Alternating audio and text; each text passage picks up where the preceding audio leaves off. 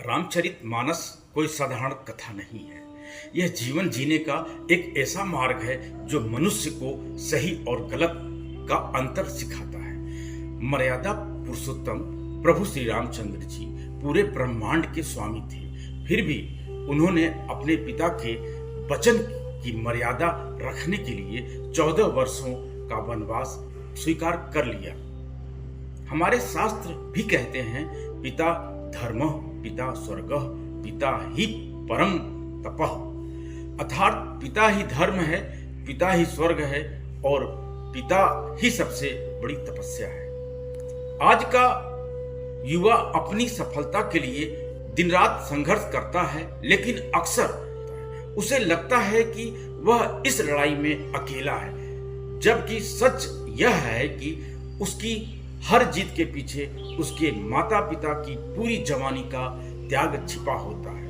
उनकी अधूरी इच्छाएं, उनकी अनगिनत जागी हुई रातें और उनके हजारों बलिदान छिपे होते हैं। बेटा जब सफल होता है तो वह सिर्फ उसकी जीत ही नहीं होती, वह उसके माता पिता के वर्षों का तप का फल होता है। उसकी एक सफलता माता पिता के लिए चारों धाम की यात्रा से भी बड़ा सुख बन जाती है, क्योंकि हर माता पिता का बस एक ही सपना होता है कि उनकी संतान उनकी आंखों के सामने अपने पैरों पर खड़ी हो जाए।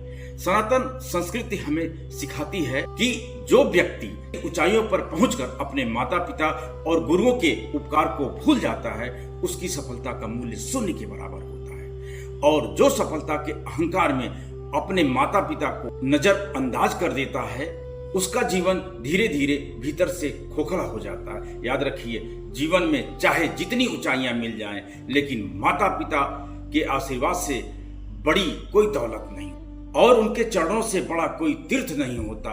अगर आप भी मानते हैं कि आपकी सफलता का पहला श्रेय आपके माता पिता को जाता है, तो कमेंट में लिखिए जय श्री राम और इस संदेश को हर उस बेटे तक जरूर पहुंचाइए जिसे आज इस सत्य को समझने की आवश्यकता है। जय श्री राम।